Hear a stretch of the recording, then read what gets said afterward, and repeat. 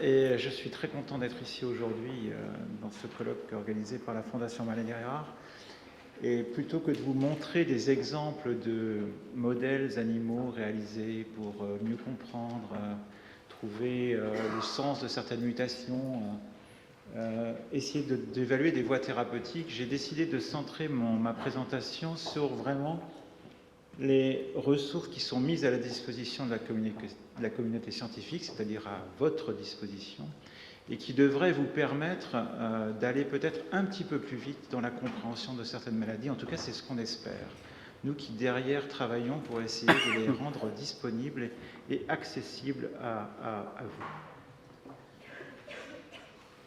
Donc, la connaissance des modèles animaux est quand même essentielle, et je pense qu'on n'a pas besoin de l'argumenter beaucoup ici, pour comprendre la nature de certaines mutations, les conséquences qu'elles peuvent avoir chez les patients, de comprendre la physiopathologie de certaines maladies, mais ce n'est pas bien sûr le seul moyen. Il y a d'autres approches. On entendra parler de modèles cellulaires, de modèles de cellules souches pluripotentes, mais également pour essayer de suivre et de comprendre l'influence de certaines voies thérapeutiques à partir du moment où on s'intéresse à une conséquence qui aura une résonance sur l'organisme entier et pas simplement sur un type cellulaire ou une fonction très bien définie.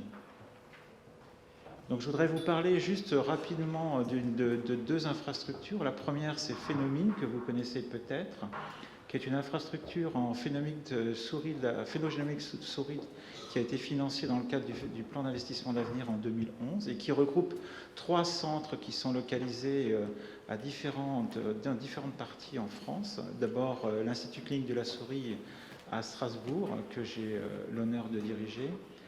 Le laboratoire de typage et d'archivage d'animaux modèles qui se situe à Orléans, qui est dirigé par Cécile Frémont, et le centre d'immunophénomique de Marseille-Lumini, qui est dirigé par Bernard Malissel, à côté de Marseille. Dans ces 3 centres, en fait, on s'est regroupés pour travailler de concert et offrir à la communauté un ensemble de services et de soutien à la recherche, donc à vos projets de recherche. On a donc des capacités pour réaliser de l'ingénierie génétique, valider les modèles que l'on génère, les élever dans les meilleures conditions d'hébergement que nous pouvons disposer, les archiver et les distribuer dans la communauté scientifique afin qu'ils soient réutilisés et qu'on fasse des économies d'échelle, parce qu'un modèle étudié même dans les années 70 peut se retrouver toujours pertinent maintenant avec des nouvelles techniques d'analyse. Et bien sûr proposer des analyses fonctionnelles avec les meilleures garanties pour avoir une reproductibilité des résultats et une bonne synthèse et une bonne expertise dans l'acquisition de ces données fonctionnelles. Bien sûr, tout ça se fait avec autour des formations, de l'apprentissage, la prise en compte du bien-être animal et de l'éthique et le développement de certains technologies d'information de manière à rendre ces services accessibles à l'ensemble de la communauté académique et industrielle et de créer des ressources qui sont utilisables pour justement analyser ces modèles animaux.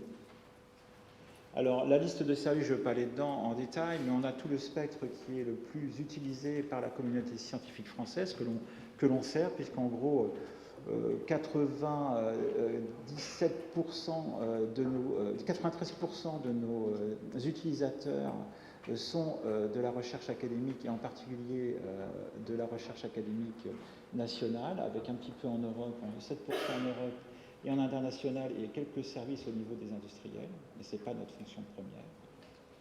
Ça représente entre 2012 et 2018 un peu plus de 11 400 projets qui ont été réalisés, donc 800 créations de modèles, un peu plus de 2200 projets de phénotypage. On a servi plus de 2000 utilisateurs pour justement conserver les modèles ou les élever dans nos structures. Et on en a archivé une grande partie. Il y en a un peu plus que ceux qui ont été réalisés, parce qu'on archive aussi des modèles qui sont créés dans les autres laboratoires en France, et on les distribue dans la communauté académique nationale et internationale. On participe aussi à des formations, je ne vais pas rentrer en détail, mais si ça vous intéresse, surtout pour vos collaborateurs qui sont anglo-saxons et qui ne parlent pas le français, on a été en mesure de faire la première formation réglementaire niveau 1 pour nos collègues qui ne parlent pas la langue de Descartes et qui sont plutôt pour celle de Shakespeare, ce qui leur permet d'atteindre un niveau de qualification suffisant pour réaliser ce type d'expérimentation en France. Et on a aussi des écoles de phénogénomique, la prochaine ayant lieu dans à peu près 15 jours dans la Haute-Alsace, un magnifique endroit. On est un partenaire depuis longtemps de la Fondation Maladies Rares, puisque bien avant même ma venue à Strasbourg, le GIS Maladies Rares travaillait avec l'Institut clinique de la souris pour offrir à la communauté à la fabrication de certains modèles animaux. Et on a lancé avec la Fondation une série d'appels à projets, dont le dernier s'est clôturé en avril de cette année, avec d'autres modèles qui ont été offerts aussi à la communauté. Actuellement, on a pu délivrer 129 nouveaux modèles de maladies rares qui ont été nominés par un peu plus de 119 investigateurs. Et on en a créé actuellement 45 qui sont développés. On s'est ensuite mobilisé avec une autre infrastructure qui développe d'autres modèles pour des organismes de recherche, pour des organismes différents, qui étaient forts, pour concentrer nos efforts et créer une infrastructure un peu plus large qui s'appelle Selfedia, dans lequel on retrouve non seulement les modèles rongeurs, mais aussi les modèles non mammifères comme le xénope, le poisson zèbre et la drosophile, et des modèles primates non humains, avec les centres du Rousset par exemple, ou le centre de Silab à Strasbourg. Et la volonté d'avoir justement un portail unique pour donner accès aux meilleurs modèles répondant aux questionnements scientifiques que vous vous posez en recherche. Cette combinaison de 15 centres va nous permettre d'avoir un meilleur développement des technologies et un meilleur fonctionnement pour la caractérisation à haut débit de nos modèles, d'harmoniser les procédures et de permettre d'avoir des protocoles standards partagés entre les centres, d'harmoniser nos méthodes et en particulier les calculs de coûts, puisqu'on nous demande de plus en plus de répartir nos coûts sur nos utilisateurs. Ce n'est pas une volonté de ma part, c'est une volonté politique. Mais en tout cas, il faut trouver les coûts les plus bas pour que vous puissiez faire votre recherche. Ça, c'est notre jeu. De aussi évaluer les besoins des utilisateurs au niveau national et de contribuer à des initiatives nationales ou internationales. Je vous en proposer brièvement deux. Premièrement, c'est une infrastructure européenne qui s'appelle Infrafrontières, encore un autre nom. Ce que vous devriez retenir ici, c'est que ça rassemble 12 pays européens, dont des centres qui sont particulièrement impliqués dans l'archivage et la distribution des modèles, mais aussi dans leur analyse fonctionnelle et standardisée. On travaille avec ces 12 centres, avec les mêmes protocoles qui ont été cross-validés, ce qui nous permet d'avoir des données très robustes qui sont mises à la disposition de la communauté. Et pour vous qui travaillez dans le domaine des maladies rares, nous avons créé des pages spécifiques avec tous les modèles qui sont recensés de maladies rares qui sont disponibles au niveau européen. Ça représente actuellement un peu plus de 1200 modèles qui sont disponibles et complètement ouverts à la distribution pour la recherche. Nous participons aussi conjointement avec Infrafrontières et grâce au financement du plan d'investissement d'avenir à une initiative internationale qui s'appelle l'International Mouse Phenotyping Consortium qui vise à effectivement délivrer à la communauté scientifique une annotation fonctionnelle du génome des mammifères en utilisant le modèle souris comme modèle de référence. L'idée est vraiment de rassembler ici autour de ce projet unique et assez quand même ambitieux une vingtaine d'institutions qui sont réparties sur la planète, au travers de laquelle on s'est partagé le génome de manière à réaliser des mutants d'inactivation pour chacun des gènes qui sont présents et codant pour des protéines dans le génome de la souris, et délivrer à la communauté non seulement les modèles souris mutants, mais également les analyses phénotypiques compréhensives les plus larges possibles qui ont été réalisées sur des groupes de souris mutantes et comparées avec des souris contrôlées. Actuellement, nous avons obtenu plus de 7000 KO mutants et je vous invite à aller voir cette ressource car elle peut être d'une grande valeur pour comprendre certaines fonctions de gènes qui sont présentes dans le génome et pour lesquelles nous avons très très peu d'informations. Vous pouvez voir ici dans le bas de la diapositive une courbe montrant les publications qui citent actuellement cette ressource qui sont plus de 2500 au début de cette année 2019. Nous avons aussi utilisé cette ressource pour attaquer des nouveaux problèmes qui n'étaient pas possibles de résoudre à l'échelle d'un laboratoire.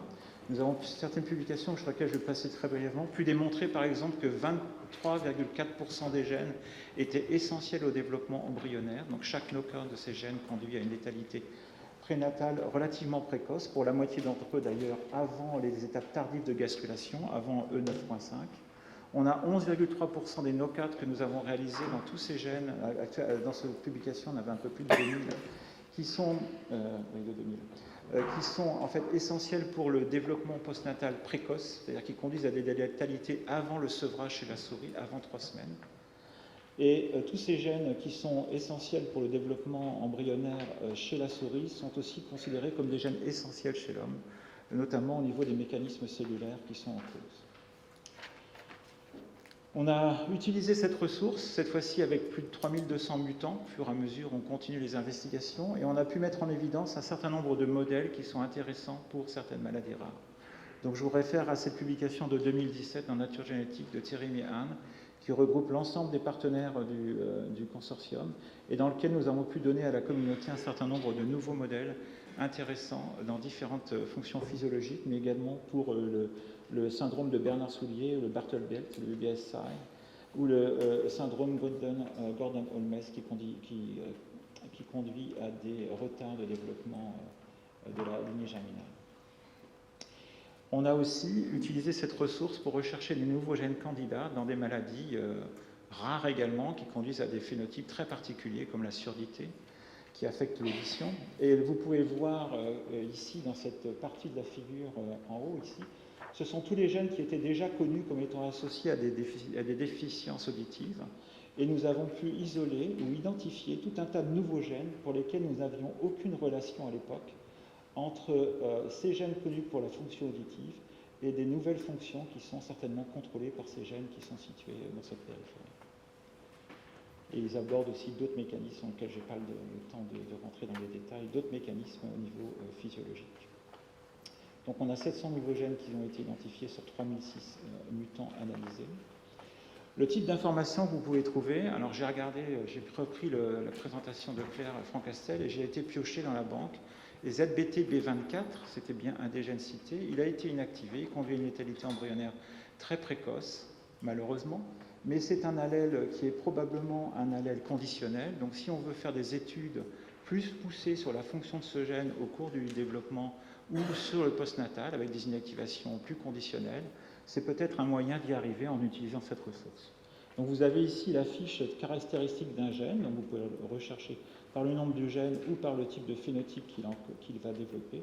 Et ici, vous avez une symbolisation relativement rapide des différentes déficiences qui sont observées chez ces mutants. Donc c'est ici en orange, ce qui est significatif. Et ici, vous avez un détail des phénotypes et vous pouvez aller jusqu'aux données qui ont été capturées dans les différents centres pour refaire vous-même vos analyses statistiques ou les comparer par rapport à vos données existantes. Il y a tout un tas d'autres gènes qui existent pour les modèles de maladies rares. Je n'y resterai pas dans le détail, mais j'attire juste votre attention dessus. Peut-être que c'est une ressource intéressante pour vous et je vous enclin à aller chercher, à aller fouiller.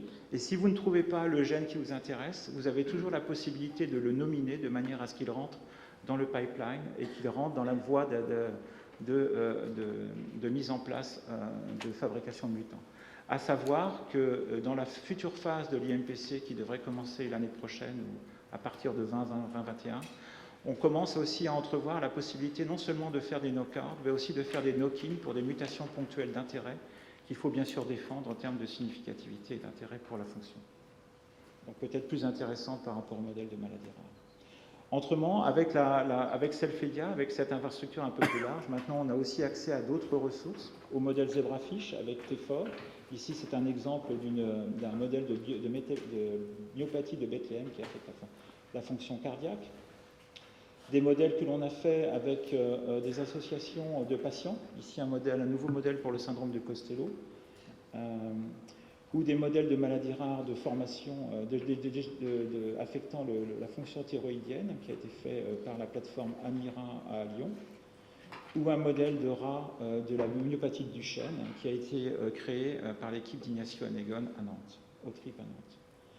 Donc j'espère que vous pourrez tirer parti de ces ressources, et en tout cas, si vous avez quelques questions sur ces ressources qui sont à votre disposition, n'hésitez pas à me contacter et je serai très heureux avec mon équipe d'y répondre au mieux.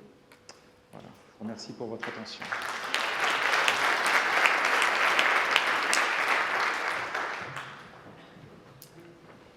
Merci beaucoup Yann. Est-ce qu'il y a une questions brûlantes dans la salle?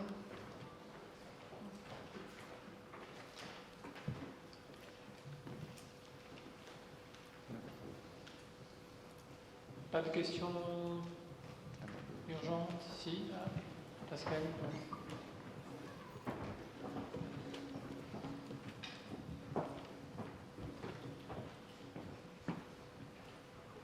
Oui, dans ce réseau, donc, il y a les différents modèles animaux. Pour la possibilité de faire du poisson en France, donc Amagène est en phase de fermeture. Est-ce que vous avez identifié une alternative en discussion globale? Ils sont effectivement en phase de fermeture et ils sont en phase de transfert sur le plateau de Saclay. Donc l'activité devrait être reprise par une nouvelle unité qui est en train de se former sur le plateau de Saclay en fait. Voilà. Donc c'est vrai que pendant la phase de restructuration, la période est un petit peu complexe et ils n'ont pas été en mesure de pouvoir continuer l'activité pendant cette période de restructuration. Donc c'est bien repris. Ouais. Merci beaucoup.